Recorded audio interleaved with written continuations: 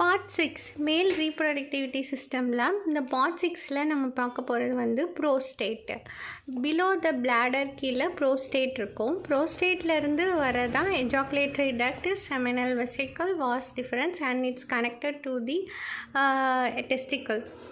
So இந்த passage இருக்கு இல்லையா, டெஸ்டிக்கல் எபிடெமைட்டிஸ் வாஸ் டிஃபரன்ஸ்லேருந்து எஜாகுலேட்டரி டக்ட் வழியாக இந்த யூரித்ரா அந்த ஸ்பெர்ம் வந்து எஜாகுலேட் ஆகுதுல்ல.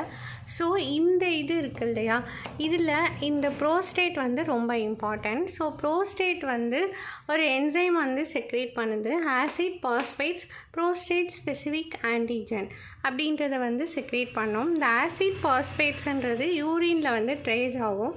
இதை எம்டி ஸ்டொமக்கில் வந்துட்டு பிளட்டில் வந்து செக் பண்ணி பார்த்தா 0.5 King Armstrong per 100 ml of serum is normal. It's increased in condition பார்த்தீங்கன்னா prostatitis, hepatic cirrhosis, Paget's disease. இந்த கண்டிஷனில் வந்து ஆசிட் பாஸ்பேட் இன்க்ரீஸ் ஆகும்.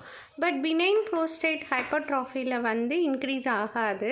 ப்ரோஸ்டேட் ஸ்பெசிஃபிக் ஆன்டிஜன் தான் வந்து பினைன் ப்ரோஸ்டேட் ஹைப்பர்ட்ராஃபிலையும் கேன்சர் கண்டிஷன்லையும் இன்க்ரீஸாக இருக்கும். ஸோ காமனாக வந்து ப்ரோஸ்டேட்டில் வரக்கூடிய பிரச்சனை benign prostate hypertrophy. Benign prostate ஹைப்பர்ட்ராஃபினா இந்த இடத்துல வந்து ஒரு ஹைப்பர்ட்ராஃபினா என்லார்ஜ்மெண்ட் ஆகிருக்கும், சதை வளர்ந்துருக்கும். அதனால வந்து அந்த பேசேஜ் வந்து அப்ஸ்ட்ரக்ஷன் ஆகும்.